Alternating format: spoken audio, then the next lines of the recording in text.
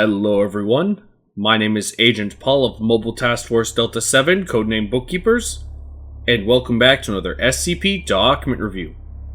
And the SCP we'll be reviewing today is SCP-8485, Object Class, Euclid.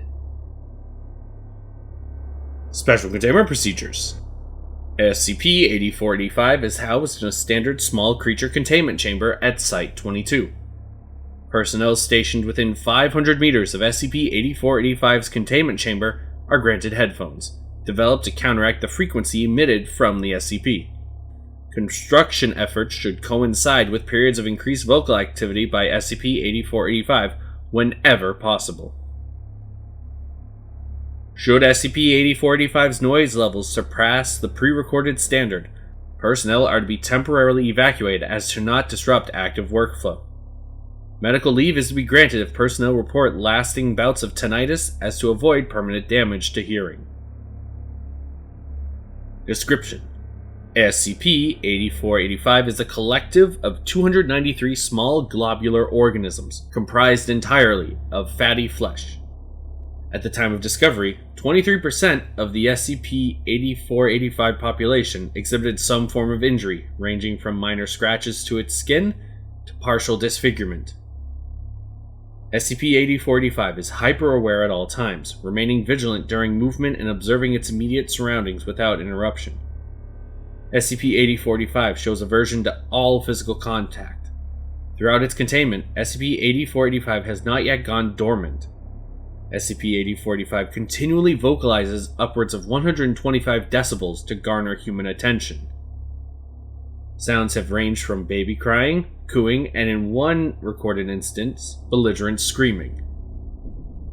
Addendum 8485-A, Procedural and Containment Request History. We have a table with a request and the response. Automatic feeding and watering system to sustain SCP-8485. Approved. Employee health concerns would be addressed. Soundproofing of SCP-8485's containment cell. Denied. Construction crew would suffer permanent hearing loss. Muzzling of SCP-8485. Previously approved, has been denied. Ethics Committee intervention. Monthly hearing checkups and paid leave for affected personnel. Approved. Physical maintenance of automatic feeding system. Background is a recorded temporary blockage of the duct.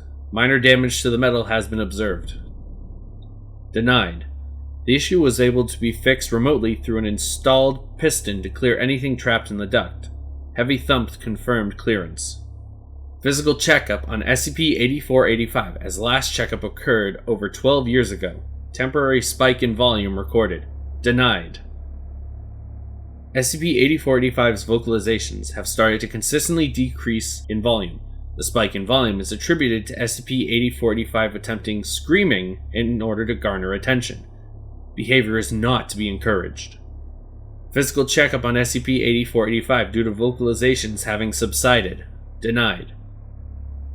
Physical checkup on SCP-8485 due to unusually sweet scent emitting from its containment chamber. Denied. Physical checkup on SCP-8485 as damage to the containment unit has been observed. Approved. Addendum SCP-8485-B, Physical Checkup.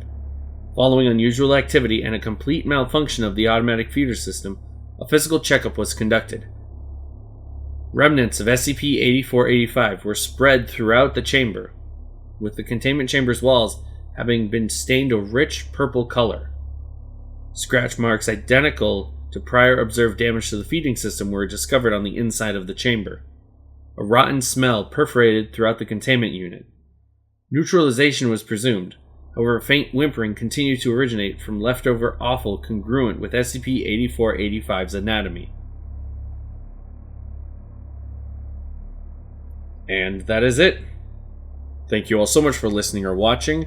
My name is Agent Paul of MTF Delta 7, and I'll see you next week with another document review. Bye.